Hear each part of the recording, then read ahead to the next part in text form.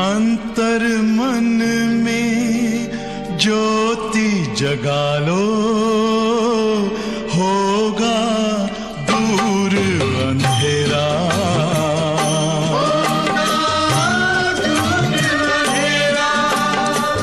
शिव का कर लो ध्यान, आ रहा पावन पुण्य सवेरा।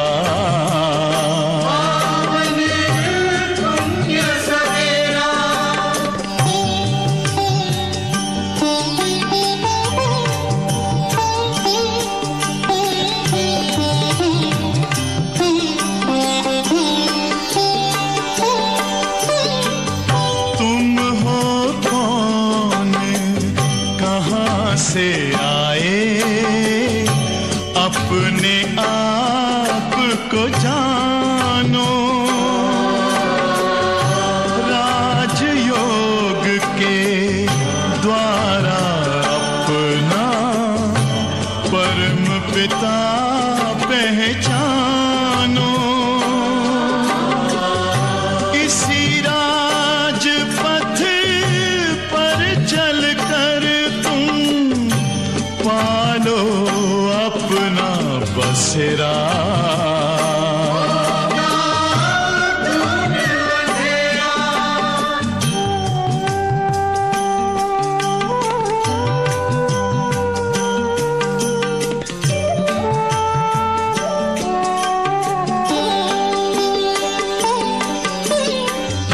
तुम हो आत्मा तन से न्यारे, परमात्मा को प्यारे।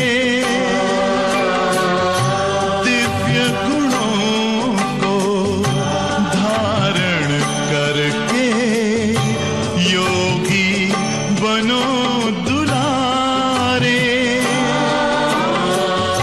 ज्योति बिंदु ही तोड़ेगा ये माया मोह का घेरा।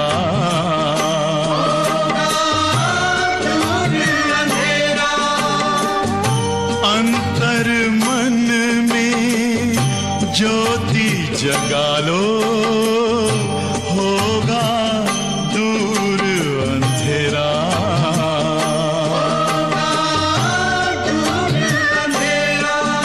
ओम शांति, ओम शांति,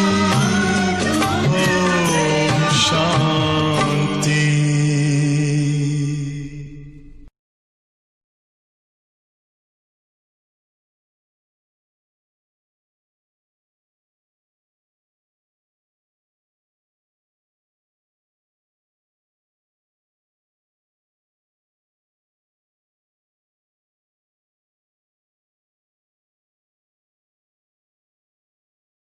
शांति। मुरली की तारीख है 2/9/2020। सितंबर मास आरंभ हुआ है और आज के दिन से पितृपक्ष श्राद्ध निमित्त जो दिन आरंभ होते हैं वो आरंभ हुए हैं। बाबा कहते कि ये भी बच्चे ड्रामा में जो रस्म रिवाज रखी है ये बड़ी कल्याणकारी है। जो भी हमारे बुजुर्ग हैं या छोटे बड़े भी, आजकल तो अकाले मृत्यु होती है, तो जो भी शरीर छोड़ करके जाते हैं, द्वापर युग से लेकर ये रस्म चलती है कि उनको हम उनके निमित्त ब्राह्मणों को बुलाते हैं, श्राद्ध खिलाते हैं और अंदर में ये संकल्प रहता है कि जिस आत्मा के निमित्त हम खिला रहे ब्राह्मण को, उस आत्मा को ये भोजन पहुँचे और वो संतुष्ट हो जाए। जैसे बाबा कई बार कहते कि द्वापर युग में ब्राह्मणों में ताकत थी पवित्रता की, तो कई बार वो आत्माएं कुछ सेकंडों के लिए आकर के स्वीकार करके जाती है, कभी कभी कोई बात भी करती है। वर्तमान वो समय नहीं है, क्योंकि ब्राह्मणों के अंदर तो पवित्रता की ताकत खत्म हो गई, परंतु ये एक्यूरेट यादगार है संगम युग का। हम बच्चे अपने पितरों के निमित्त बाप दादा को भोग लगाते हैं, उन आत्माओं के निमित्त भी, और वो लगाना बहुत जरूरी है, आवश्यक है। क्योंकि एक तो हम निमित्त बनते हैं, बाबा के यज्ञ में हमारा योगदान रहता है, तो हमारा तो भाग्य बनता है, परंतु जो आत्माएं हमारे संबंध में थी और चली गई, वो जहां भी होती है तो डायरेक्टली परमात्मा का भोग बाबा उनको स्वीकार कराते। भक्ति मार्ग में तो इनडायरेक्ट होता है, लेकिन यहाँ तो डायरेक्ट बाबा उनको जहां भी वो होती है अवश्य उनको बाबा फीलिंग देते हैं, वासना देते हैं, और कभी वतन में बुला कर के भी बाबा उनको बाबा के घर का ब्रह्मा भोजन जैसा प्रसाद स्वीकार कराते। तो आप सोचो वो आत्माएं कितनी भाग्यशाली हो जाती हैं कि उनको बाबा के घर का प्रसाद स्वीकार करने को मिलता। तो इसीलिए ये एक रस्म जो है वो बड़ी कल्याणकारी है। हमें भी अवश्य हर एक के पितर होते, हर एक के बड़े जो हैं बुजुर्ग खास, और जवान बूढ़े भी, बच्चे भी, अपने घरों से कोई ना कोई की मृत्यु तो हुई है। और वर्तमान तो जो कोरोना बोलो जो समय चल रहा है और उसकी सामने परिस्थिति खड़ी है, ये वायरस है, जिसके कारण अनेक आत्माओं ने शरीर छोड़ा। और कोई तो अचानक कोरोना में गई तो क्या क्या संकल्प लेके गई, क्योंकि उनके क्रियाकर्म भी बराबर नहीं हो सके, सभी वहां पहुंच नहीं सके।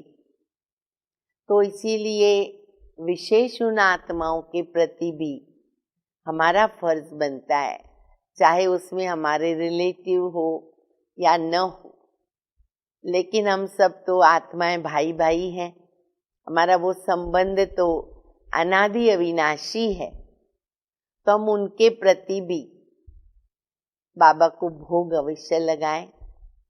जो 3 गुरुवार खास रखे गए हैं, 3 तारीख, 10 तारीख, 17 तारीख, तो उन आत्माओं के प्रति हम वाइब्रेशन भेजते हैं कि उन्हें मन की शांति प्राप्त हो, उनका कुछ अगर असंतुष्टता हो तो बाबा उनकी सब संकल्पों को पूरा करे। तो वो दुआएं भी हमारे जीवन में जमा हो जाती है। तो आज वो दिन आरंभ हुआ है और 15 दिन चलता रहेगा। लास्ट 17 तारीख को सर्वपित्र अमावस्या का दिन है। बाबा की मुरली में बाबा ने कहा, बच्चे तुम हो रूहानी पंडे, सबको रास्ता बताते हो शांति धाम का, अमरपुरी जाने का। तुम्हें पंडा बनना है और दूसरों को बनाना है। कुछ सेवा की युक्तियां भी बाबा मुरली में बताते हैं। बाबा कहते, मीठे बच्चे तुम हो रूहानी पंडे, तुम सबको शांति धाम अर्थात अमरपुरी का रास्ता बताते हो। प्रश्न है, तुम बच्चों को कौन सा नशा है? तुम बच्चों को कौन सा नशा है? उस नशे के आधार पर कौन से निश्चय के बोल निकलते? क्योंकि नशा होता है तो जो मुख से बोल निकलता है ना, उसमें ताकत होती है, निश्चय से बोलते हैं। तो वो कौन से बोल बोलते हैं? बाबा कहते, तुम बच्चों को ये नशा है कि हम बाबा को याद कर जन्म जन्मांतर के लिए पवित्र बनते हैं। तुम निश्चय से कहते हो कि भले कितने भी विघ्न पड़े, लेकिन स्वर्ग की स्थापना तो जरूर होनी है। बाबा में संपूर्ण निश्चय, ज्ञान में संपूर्ण निश्चय। तो बाबा कहते, तुम बच्चों को निश्चय है कि कैसे भी करके बाबा जो स्वर्ग की स्थापना करने आए हैं वो तो होनी है। नई दुनिया की स्थापना और पुरानी दुनिया का विनाश होना ही है। ये बना बनाया ड्रामा है, इसमें संशय की बात हो नहीं सकती। विनाश भी होगा, ड्रामा में नूंधा हुआ है, और स्वर्ग की स्थापना भी होनी ही है। ओम शांति। रूहानी बच्चों के प्रति रूहानी बाप समझा रहे हैं, तुम जानते हो कि हम आत्मा हैं। इस समय हम रूहानी पंडे बने हैं, बनते भी हैं और बनाते भी हैं। ये बातें अच्छी रीत धारण करो। माया का तूफान भुला देता है। माया का काम है हमको भुला देना, और हमारा काम है हमको याद रखना। तो रोज सुबह शाम ये विचार करना चाहिए, ये अमूल्य रत्न, अमूल्य जीवन के लिए रूहानी बाप से मिलते हैं। ये हमारी अमूल्य जीवन, और बाबा देते हैं अमूल्य रत्न। तो रूहानी बाप समझाते हैं, बच्चों तुम अभी रूहानी पंडे व गाइड्स हो। ये अपना टाइटल याद रखें, पंडे गाइड्स। कौन सा रास्ता बताते? मुक्ति धाम का रास्ता बताने के लिए हम गाइड्स हैं। ये है सच्ची सच्ची अमर कथा जो बाबा ये मुरली सुना रहे हैं, ज्ञान सुना रहे हैं। ये है अमर कथा। किसके लिए? अमरपुरी में जाने के लिए। अमरपुरी में जाने के लिए तुम पवित्र बन रहे हो। अपवित्र भ्रष्टाचारी आत्मा अमरपुरी में कैसे जाएगी?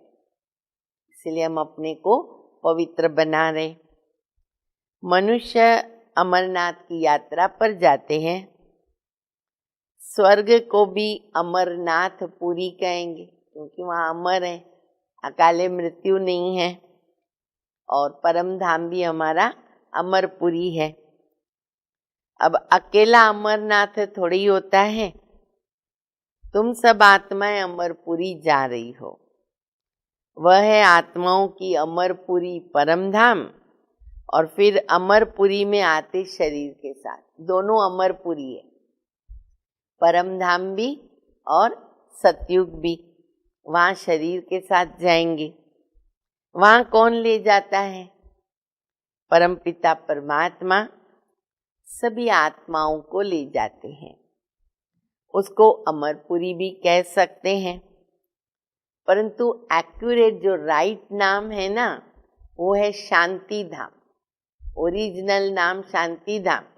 बाकी तो परम धाम, निर्वाण धाम, ब्रह्ममय तत्व, निराकारी दुनिया, परलोक, बहुत सारे नाम हैं।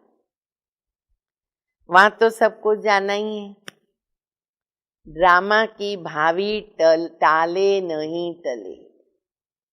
कहावत याद रखेंगे, ड्रामा की भावी टाले नहीं टले।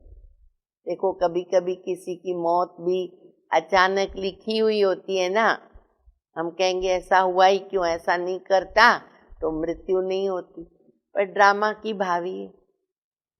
वैसे कई बातों के अंदर होता है। तो बाबा कहते ड्रामा की भावी टाले नहीं टले। विनाश और स्थापना में भी यही बात है। ये अच्छी तरह बुद्धि में धारण करो। पहले पहले तो अपने को आत्मा समझो। परमपिता परमात्मा भी आत्मा है, सिर्फ उनको कहते परमपिता परमात्मा। हम आत्मा हैं और वो है परमपिता परमात्मा। वह हमको समझा रहे हैं। वही ज्ञान के सागर हैं, पवित्रता के सागर हैं। अब बच्चों को पवित्र बनाने के लिए बाबा श्रीमत देते। पवित्र आगे हम कैसे बनेंगे, आत्मा को पवित्र कैसे बनाएंगे, तो उसके लिए बाबा श्रीमत देते हैं कि बच्चे मामेकम याद करो तो तुम्हारे जन्म जन्मांतर के पाप कट जाएंगे। ये रास्ता है आत्मा को पवित्र बनाने का। याद को ही योग कहा जाता। तुम तो बच्चे हो ना, बाबा को याद करना है। सरल सहज शब्द है बाबा को याद करना। याद से बेड़ा पार है। इस विषय नगरी से शिव नगरी में जाएंगे। देखो कितने अच्छे अच्छे बाबा शब्द याद करा रहे हैं। पहले बाबा ने कहा ना अमरपुरी, अब बाबा कहते पहले तुम इस विषय नगरी से कहाँ जाओगे, तो बाबा कहते पहले जाएंगे शिव नगरी। चलेंगे ना सब शिव नगरी में शिव बाबा के साथ। तो शिव नगरी है परम धाम, शांति धाम। और फिर बाबा कहते जाएंगे विष्णुपुरी, फिर हमारी दुनिया में जाएंगे स्वर्ग में। हम पढ़ते ही वहां के लिए हैं, यहाँ के लिए नहीं। यहाँ जो राजाएं बनते वो तो धन दान करने से बनते। अच्छी तरह धन दान किया तो बड़े घर में, शाहूकार घर में या राजा के घर में जन्म होता। फिर बाबा ने एक सिंध का मिसाल दिया।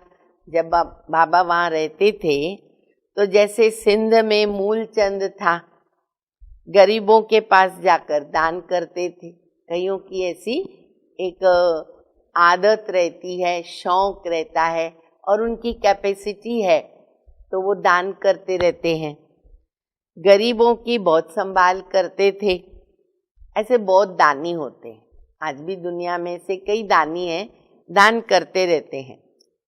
सुबह को उठकर अन्न की मुट्ठी निकालते हैं और पास में अन्न की मुट्ठी निकालते हैं, अन्न की, कभी गेहूं कभी चावल कभी क्या, जो आया उसको दान करते रहते हैं। जैसे अभी देखो कई कबूतरों को खिलाते हैं, किसको क्या शौक होता है, किसको क्या शौक होता है।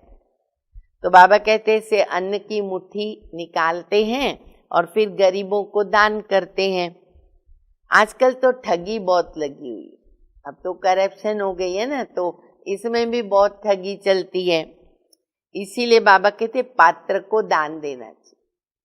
अभी तो सोचना पड़ता है, पर वो अक्ल तो है नहीं। बाहर में जो भीख मांगने वाले बैठे रहते हैं उनको देना, वह भी कोई दान नहीं, क्योंकि वो लोग तो उससे पाप कर्म कर लेते। आजकल तो उनको अन्न दो तो डबल भाव में बेच देते, पैसा दो तो उस पैसों से वो गंदा काम कर लेते, सिगरेट पीना, शराब पीना। इसलिए बाबा कहते हैं वो कोई दान नहीं है, उनका तो ये धंधा है। गरीबों को दान करने वाला अच्छा पद पाते हैं। अभी तुम हो रूहानी पंडित, तुम प्रदर्शनी व म्यूजियम खोलते हो तो ऐसा नाम लिखो। अब बाबा सेवा की युक्ति बता रहे कि अगर प्रदर्शनी करते हैं, म्यूजियम बनाते हैं, तो अलग अलग बाबा बताते हैं ना मुरली में, ये भी लिख सकते हो, ये भी बोर्ड लगा सकते हो। तो आज बाबा कह रहे हैं कि ऐसा नाम लिखो जो सिद्ध हो जाए। Guide to heaven, guide to heaven, वाह, नई विश्व की राजधानी के गाइड्स। नई विश्व की राजधानी के गाइड्स। परंतु मनुष्य कुछ भी समझते नहीं है, क्योंकि यह है कांटों का जंगल, स्वर्ग है फूलों का बगीचा, वहां देवताएं रहते हैं। तुम बच्चों को ये नशा रहना चाहिए कि हम बाबा को याद करके जन्म जन्मांतर के लिए पवित्र बनते हैं। तुम जानते हो, बल कितने भी विघ्न पड़े, दुनिया वाले विघ्न कितने भी डाले, लेकिन बाबा कहते स्वर्ग की स्थापना तो जरूर होनी। इसलिए हमारा काम है हम अपने को ऐसा लायक बना लेवे। नई दुनिया की स्थापना और पुरानी दुनिया का विनाश होना ही है। क्यों? ये बना बनाया ड्रामा है, कोई कुछ बदल नहीं सकता, इसमें संशय की बात ही नहीं है। जरा भी संशय नहीं लाना चाहिए, रेंचक मात्र भी संशय न हो क्यों विनाश हो रहा है। ये तो सब कहते हैं ना कि पतित पावन, अंग्रेजी में भी कहते हैं कि आकर के लिबरेट करो, किससे? दुख से, और दुख है 5 विकारों से। तो ये है वाइसलेस वर्ल्ड, कौन सा? सत्युग, ये नहीं, वो है वाइसलेस वर्ल्ड, सुखधाम। अभी तुम बच्चों को जाना है स्वर्ग में। मनुष्य समझते हैं स्वर्ग ऊपर में है, कोई मर जाता तो कहेंगे ऊपर गया माना स्वर्ग पधारा, तो समझते स्वर्ग ऊपर में है। मनुष्य समझते स्वर्ग ऊपर में है, अब उनको पता ही नहीं है कि मुक्ति धाम ऊपर में है, वहां तो हमारा घर है, स्वर्ग नहीं है। जीवन मुक्ति में तो यहाँ ही आना है। ये बाप तुम्हें समझाते हैं तो इनको अच्छी तरह धारण कर नॉलेज का मंथन करना है। जो भी बाबा समझाते हैं, बाबा कहते मनन मंथन करो उसके ऊपर। स्टूडेंट भी घर में ये ख्याल करते रहते हैं ना कि ये पेपर भर कर के देना है, आज ये करना है, आज ये करना है। तो तुम बच्चों को भी अपने कल्याण के लिए आत्मा को सतोप्रधान बनाना है, पवित्र बन मुक्ति धाम जाना है, और नॉलेज से फिर देवता बनना है। आत्मा कहती है ना कि हम मनुष्य से बैरिस्टर बन रहे, मनुष्य में अपनी जीवन में कोई बैरिस्टर कोई डॉक्टर बनते हैं ना, हम आत्मा मनुष्य से गवर्नर बनते हैं। आत्मा बनती है शरीर के साथ, शरीर खत्म हो गया तो नए सिर पढ़ना पड़ेगा, चाहे बैरिस्टर बना डॉक्टर बना शरीर के साथ, लेकिन शरीर छूट गया तो फिर जन्म लेंगे जो, उसमें तो बचपन से कोई बैरिस्टर नहीं बनाएगा, कुर्सी पे नहीं बिठा देगा, फिर से पढ़ना पड़ेगा। आत्मा ही पुरुषार्थ करती है भी विश्व का मालिक बनने के लिए। बाबा कहते हैं ये पक्का याद करो कि हम आत्मा। देखो पहला पाठ है, लेकिन बाबा कितना पक्का करा रहे, और प्रत्येक मुरली में बाबा पक्का कराते। हम अपने को देखें, सारे दिन के अंदर मैं अपने को आत्मा समझ के कितना चलती हूँ, चलता हूँ। आत्माभिमानी जो स्थिति है वो मेरी कितना समय दिन भर में रहती है। देवताओं को ऐसे नहीं कहना पड़ता, याद नहीं करना पड़ता है। क्यों? क्योंकि वो तो है ही पावन, प्रारब्ध भोग रहे हैं। पतित थोड़ी हैं जो बाबा को याद करें। इसलिए ये अंतिम जन्म अमूल्य जीवन बाबा को याद करें। तुम आत्मा पतित हो, इसीलिए बाबा को याद करना है, उनको तो याद करने की दरकार नहीं है। ये ड्रामा है ना, एक भी दिन एक समान नहीं हो सकता, नित्य नया ड्रामा, भले वही रिपीट होता पर फिर भी अनुभव क्या कराता है? नित्य नया। एक दिन भी बाबा कहते हैं एक समान नहीं होता, ये ड्रामा चलता ही रहता है। सारे दिन का पार्ट सेकंड बाय सेकंड बदलता रहता है। इसलिए बाबा कहते हैं ना, बात आई और गई, पास्ट इज पास्ट करो। हम लोग बात को पकड़ के रख देते, वो चली जाती, हम दुखी होते रहते हैं। सेकंड बाय सेकंड बाबा कहते हैं अलग पास होता रहता है, बदलता रहता है, शूट होता रहता है। तो बाप बच्चों को समझाते हैं कि बच्चे कोई बात में हार्ट फेल मत होना। अब ज्ञान तो समझना पड़ेगा ना, ड्रामा को भी समझना पड़ेगा और सुनकर के डरना नहीं है, हार्ट फेल नहीं होना है। ये तो ज्ञान की बातें हैं, समझ के अपने को वैसा एडजस्ट करना है। भले अपना धंधा आदि करो, परंतु भविष्य ऊंच पद पाने के लिए पुरुषार्थ करो। गृहस्थ व्यवहार में भी रहना है तो बाबा मना करते ही नहीं, धंधा करने को मना नहीं करते, पर पुरुषार्थ तो करना पड़े। कैसे करें वो बाबा युक्तियां बताते हैं। कुमारियां तो गृहस्थ में गई नहीं है, गृहस्थी उनको कहा जाता है जिनको बाल बच्चे परिवार है तो वो गृहस्थी है। और उनको भी बाबा ने पक्का किया कि अपने को गृहस्थी मत समझो, ट्रस्टी समझो, क्योंकि हमने सब कुछ बाबा को, बाबा की अमानत है और अर्पित कर दिया। भले हमको कोई उठा के लाना नहीं है, अपने पास ही रखना है, पर वो बाबा की अमानत समझ करके रहने का तो न्यारी और प्यारी स्थिति रहती है और उसको श्रीमत पर हम यूज कर सकते हैं। तो बाबा कहते हैं परिवार गृहस्थी उसको कहेंगे जो बाल बच्चे होते हैं। बाप तो अधर कुमारी और कुमारी सबको पढ़ाते हैं। अधर कुमारी का भी तो अर्थ नहीं समझते, पता ही नहीं अधर कुमारी किसको कहते। यहाँ भी जो नए आते हैं ना, जब उनको बोलते अधर कुमारी, अधर कुमार, तो पहले तो उनको समझ में नहीं आता। अब बाबा ने देखो कितना अच्छा अर्थ बताया। तो बाबा कहते हैं कि अधर कुमारी का अर्थ नहीं समझते, क्या आधा शरीर है इसलिए कहते नहीं। अभी तुम जानते हो कन्या पवित्र है और अधर कन्या उनको कहते हैं जो अपवित्र बनने के बाद फिर पवित्र बनती है। सुना न सभी ने, कई भाई बहनों को नहीं भी मालूम हो। अधर कुमार, अधर कुमारी शादी किए हुए हैं, गृहस्थी हैं, लेकिन अभी बाबा के बच्चे बने। तो पहले जीवन थी अपवित्र, अभी हो गई पवित्र, तो बाबा ने ब्रह्मा कुमार कुमारी तो बना दिया। तो इसीलिए कहेंगे अधर कुमार, अधर कुमारी। तुम्हारा फिर यादगार खड़ा है, आबू में फिर अधर कुमारी का मंदिर भी है। बाप तुम बच्चों को समझाते हैं, बाप तुमको पढ़ा रहे हैं। तुम जानते हो कि हम आत्मा मूल वतन को जानते हैं, फिर सूर्यवंशी चंद्रवंशी कैसे राज्य करते हैं। क्षत्रियपन की निशानी बाण क्यों दिया है वो भी तुम बच्चे जानते। राम को बाण क्यों दिया, ये है युद्ध की निशानी। तो बाबा कहते इसीलिए बाण दिया। इसलिए बाबा कहते हैं ना बच्चे, कंप्लीट पुरुषार्थ करो सतयुग में आने का। 2 कला कम हो जाती है ना त्रेता युग में, तो बाण की निशानी दे दी है। युद्ध करते करते थोड़ा सा अगर हम फेल हो जाते हैं तो त्रेता युग में नंबर आता है। तो इसीलिए बाबा कहते राम को फिर बाण की निशानी दे दी है।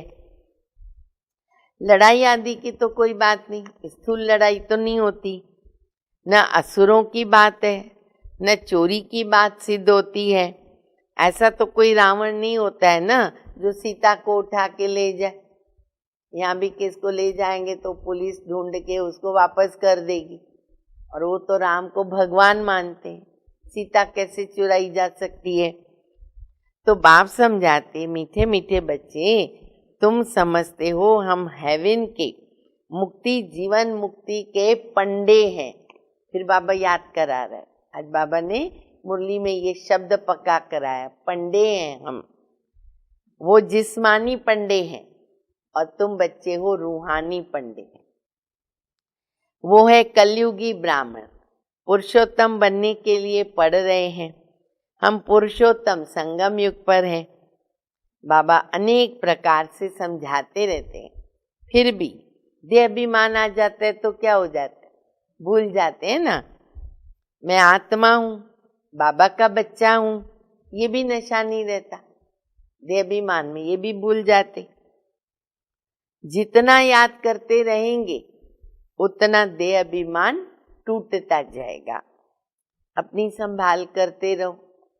देखो हमारा देहाभिमान टूटा है, ये जरूर चेक करना चाहिए, क्योंकि मैं आपको बताया कि देहाभिमान बहुत प्रकार के और हर एक के अंदर अलग अलग प्रकार के देहाभिमान होते हैं। तो खुद की हम खुद चेक करें, मेरे में कौन से देहाभिमान, और बाबा का बनने के बाद मेरा कौन सा देहाभिमान टूटा है और कौन सा अभी नहीं टूटा है। हम अभी जा रहे हैं, फिर हम विश्व के मालिक बनेंगे। हमारा पार्ट हीरो हीरोइन का है। हीरो हीरोइन भी याद रखना जरूरी है। क्यों? क्योंकि सारा पब्लिक जो देखती है पिक्चर वगैरह, ध्यान हीरो हीरोइन पे जाता है। जब साइड वाले कुछ ना कुछ पार्ट प्ले करते हैं ना, तो इतना ध्यान नहीं देते। जैसे ही स्टेज पर हीरो हीरोइन आया, सबका ध्यान जाता है। तो इसीलिए बाबा कहते हैं ना, जो कर्म मैं करूँगा मुझे देख सब करेंगे, क्योंकि हमको सब देख रहे, क्योंकि हम है हीरो हीरोइन।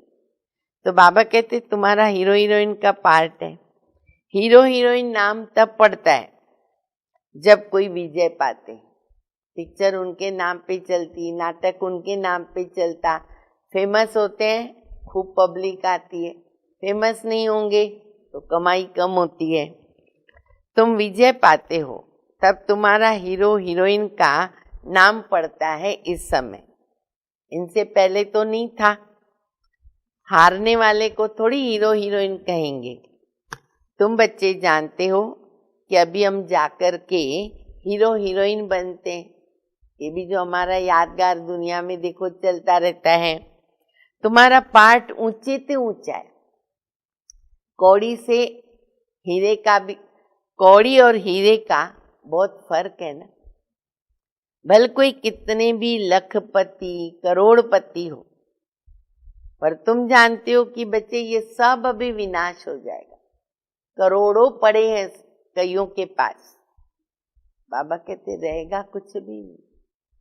देखो अभी मुंबई है, समुद्र ने उछल खाई, क्या होगा? एक सेकंड में कितना सब नुकसान हो जाएगा, सबका सब खत्म होना है। तुम आत्माएं धनवान बनती जाती हो, ये पॉइंट नोटेड है कि तुम आत्माएं धनवान बनती जाती हो और बाकी सब दिवाले में जा रहे। उनकी उतरती कला हमारी चढ़ती कला, उनका दिवाला निकल रहा है और हमारे पास धन जमा हो रहा है। अब ये सब बातें धारण करने की है, निश्चय में रहना है। यहाँ नशा चढ़ता है और बाहर जाने से नशा उतर जाता है। यहाँ की बातें यहाँ रह जाती है। बाबा कहते बुद्धि में रहे कि बाबा हमको पढ़ा रहे, जिस पढ़ाई से हम मनुष्य से देवता बन जाएंगे। अब इसमें तकलीफ की तो कोई बात ही नहीं है। धंधे आदि से कुछ टाइम निकाल कर बाबा को याद करना है। सहज रास्ता बाबा बता रहे, ये भी तो अपने लिए धंधा है ना। बाबा को याद भी तो करना धंधा है, जरूरी है, अविनाशी कमाई है। छुट्टी लेकर जाएं, बाबा को याद करो, ये कोई झूठ नहीं बोलते।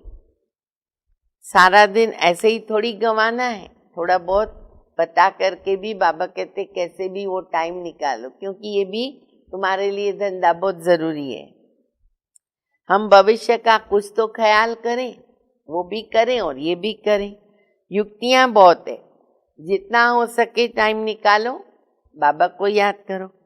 शरीर निर्वाह के लिए धंधा भल करो। हम तुमको विश्व का मालिक बनने की बहुत अच्छी राय देते हैं। तुम बच्चे भी सबको राय देने वाले ठहरे। वजीर राय के लिए होते हैं ना। द्वापर युग से वजीर किस लिए रखते हैं? राय लेने के लिए। तुम एडवाइजर हो, एडवाइजर है हम सभी बच्चे। सबको मुक्ति, जीवन मुक्ति कैसे मिले, इस जन्म में हम वो रास्ता बताते हैं। मनुष्य स्लोगन आदि बनाते तो फिर क्या करते? दीवार के ऊपर लगा देते हैं। जैसे तुम लिखते हो ना, बी होली एंड राजयोग। अभी तो बहुत सारे स्लोगन अच्छे अच्छे हैं और आजकल दुनिया में भी ये सुवाक्य बहुत बनाते, लेकिन मुख्य बात जो बाबा ने बताई, बी होली एंड राजयोगी। परंतु इनसे समझेंगे नहीं। अभी तुम समझते हो हमको बाबा से वर्षा मिल रहा है, मुक्ति धाम का वर्षा है। मुझे तुम पतित पावन कहते हो ना, तो मैं आके राय देता हूँ पावन बनने की, तो तुम भी एडवाइजर हो। मुक्ति धाम में कोई भी जा नहीं सकता जब तक बाप एडवाइजर न करे या हमको श्रीमत न दे। मुक्ति या जीवन मुक्ति, मुक्ति में तो सबको जाना है, लेकिन जब तक बाबा नहीं आवे, एडवाइस नहीं देवे, श्रीमत न देवे, पवित्र नहीं बनावे, तब तक जा नहीं सकते। श्री अर्थात श्रेष्ठ मत वो है शिव बाबा की। आत्माओं को श्रीमत मिलती शिव बाबा की। पापात्मा पुण्यात्मा कहते हैं, पाप शरीर तो नहीं कहेंगे ना। आत्मा शरीर से पाप करती तो हो जाती पापात्मा। शरीर बिगड़, आत्मा न पाप न पुण्य कर सकती है। तो जितना हो सके विचार सागर मंथन करो। टाइम तो बहुत है। टीचर व प्रोफेसर हैं तो उनको भी युक्ति से ये रूहानी पढ़ाई पढ़ानी चाहिए। देखो बाबा उनको भी एडवाइस देते कि वैसे भी बच्चों को टीच करते हैं ना टीचर प्रोफेसर, तो थोड़ा ये रूहानी ज्ञान भी देना चाहिए जिनसे कल्याण हो। बाकी से जिस्मानी पढ़ाई से क्या होगा? हम ये पढ़ाते हैं, बाकी थोड़े दिन है, विनाश सामने खड़ा है, तो अंदर उछल आती रहेगी। कैसे मनुष्यों को रास्ता बताएं? अब बाबा ने याद किया है, आप पॉइंट सुन लो, फिर मैं नाम बताती हूँ। एक बच्ची को पेपर मिला था जिसमें गीता के भगवान की बात पूछी गई थी। पेपर मिला था, उसमें आया था गीता के भगवान की बात, तो उसने लिख दिया गीता का भगवान शिव है, तो उनको नापास कर दिया, क्योंकि दुनिया तो नहीं मानेगी ना। और ये बात जो है वो हमारी अफ्रीका की, आज की तारीख में अफ्रीका की जो संचालिका है वेदांती बहन, पहले वो रहते थे भारत में जब, तब अहमदाबाद में जो नारायणपुरा सेवा केंद्र अभी महादेव नगर है, उनकी लौकिक बहन जो चंद्रिका बहन है वो संभालते, और वेदांती बहन जो है वो अफ्रीका के सब केंद्र संभालती है। तो उन्होंने पेपर में लिखा कि गीता का भगवान शिव है, तो उसको फेल कर दिया, नापास कर दिया। समझती थी हम तो बाप की महिमा लिखती हूँ ना कि गीता का भगवान शिव है, वो ज्ञान का सागर है, प्रेम का सागर है, कृष्ण की आत्मा भी तो ज्ञान ले रही है। बस ये बैठ के लिखा, फेल हो गई। माँ बाप को कहा हम नहीं पढ़ेगी, अभी इस रूहानी पढ़ाई में लग जाऊंगी। बच्ची भी बड़ी फर्स्ट क्लास है, पहले ही कहती थी हम ऐसा ही लिखूंगी, नापास हो जाऊंगी। परंतु सच तो लिखना पड़े, हिम्मत भी चाहिए ना। आगे चलकर समझेंगे कि बरोबर इस बच्ची ने जो लिखा ना वो सच था। जब प्रभाव निकलेगा व प्रदर्शनी अथवा म्यूजियम में उनको बुलाएंगे तो पता चलेगा और बुद्धि में आएगा कि यही राइट है। ढेर के ढेर मनुष्य आते हैं तो विचार करना है कि ऐसा करें, क्या करें जो मनुष्य झट समझ जाए कि ये कोई नई बात है। कोई ना कोई जरूर समझेगा भी जो यहाँ के होंगे। तुम सबको रूहानी रास्ता बताते हो, बेचारे कितने दुखी हैं, उन सब के दुख कैसे दूर करें? रहम का सागर है ना बाबा। खिटपिट तो बहुत है ना, एक दो के दुश्मन बनते, कैसे खलास करें सबको? अब बाप बच्चों को अच्छी तरह समझाते हैं। माताएं तो बेचारी अबोध होती हैं, कहती हम पढ़ी लिखी नहीं है। बाबा कहते नहीं पढ़े हो ना तो और ही अच्छा है। वेद शास्त्र जो कुछ भी पढ़े वो तो यहाँ सबको भूलना है, आपके लिए तो बहुत अच्छा है। अभी मैं जो सुनाता हूँ वो सुनो, समझाना चाहिए। सदगति निराकार परमात्मा के बिगर कोई कर नहीं सकता। मनुष्यों में ज्ञान ही नहीं है तो सदगति कैसे कर सकते? सदगति दाता एक ही ज्ञान का सागर बाबा है। मनुष्य ऐसा थोड़ी कहेंगे, जो यहाँ के होंगे वो समझने की कोशिश करेंगे। एक भी कोई बड़ा आदमी निकल पड़ा ना तो आवाज होगा, बहुतों को आवाज पहुंच जाता है क्योंकि वो माइक है। गायन है ना, तुलसीदास गरीब की कोई न सुने बात। तो देखो हम साधारण लोग हैं, हम बोलते भगवान आया है तो कहेंगे, हंसी भी उड़ाते, समझते शायद पागल है, भगवान इनको मिल जाएगा कैसे। तो बाबा कहते हैं तुलसीदास गरीब की कोई न सुने बात। सर्विस की युक्तियां तो बाबा बहुत बताते, इसलिए बाबा कहते वीआईपी की सेवा करते हो तो वो माइक है, उनसे आवाज फैलता। तो बाबा तो युक्तियां बहुत बताते हैं, बच्चों को अमल में लाना चाहिए। अच्छा, मीठे मीठे सिकिल दे बच्चों प्रति माता पिता बाप दादा का याद प्यार और गुड मॉर्निंग। रूहानी बाप की रूहानी बच्चों को नमस्ते। हम रूहानी बच्चों की रूहानी बाप को, माता पिता बाप दादा को याद प्यार गुड मॉर्निंग और नमस्ते। धारणा के लिए मुख्य सार है, पहला, धंधा आदि करते भविष्य ऊंच पद पाने के लिए याद में रहने का पूरा पूरा पुरुषार्थ करना है। ये ड्रामा सेकंड बाय सेकंड बदलता रहता है, इसलिए कभी कोई सीन देख करके हार्ट फेल नहीं होना है। दूसरा, ये रूहानी पढ़ाई पढ़कर दूसरों को पढ़ानी है, सबका कल्याण करना है। अंदर ये उछल आनी चाहिए कि हम कैसे सबको पावन बनाने की एडवाइस देवे और घर का रास्ता बतावे। वरदान है, डबल सेवा द्वारा अलौकिक शक्ति का साक्षात्कार कराने वाले विश्व सेवाधारी भव। डबल सेवा द्वारा अलौकिक शक्ति का साक्षात्कार कराने वाले विश्व सेवाधारी भव। जैसे बाप का स्वरूप है विश्व सेवक, ऐसे आप भी बाप समान विश्व सेवाधारी हो। शरीर द्वारा स्थूल सेवा करते हुए मनसा से विश्व परिवर्तन की सेवा पर तत्पर रहो। एक ही समय पर तन और मन से इकट्ठी सेवा हो, तन और मन इकट्ठी सेवा करे। जो मनसा और कर्मणा दोनों भी साथ साथ सेवा करते ना, उनसे देखने वालों को अनुभव या तो साक्षात्कार होता है कि ये तो कोई अलौकिक शक्ति है। तो मनसा और कर्मणा साथ साथ करो। इसलिए इस अभ्यास को निरंतर नेचुरल बनाओ। मनसा सेवा के लिए विशेष एकाग्रता का अभ्यास बढ़ाओ। मनसा सेवा में सफल जाना है तो कौन सी शक्ति चाहिए? एकाग्रता की। स्लोगन है, सर्व के प्रति गुण ग्राहक बनो। हर एक में गुण देखो, सर्व प्रति गुण ग्राहक बनो। लेकिन फॉलो किसको करो? ब्रह्मा बाप को करो। ब्रह्मा बाप को हमें फॉलो करना है, बाप समान बनना है। अच्छा, ओम शांति।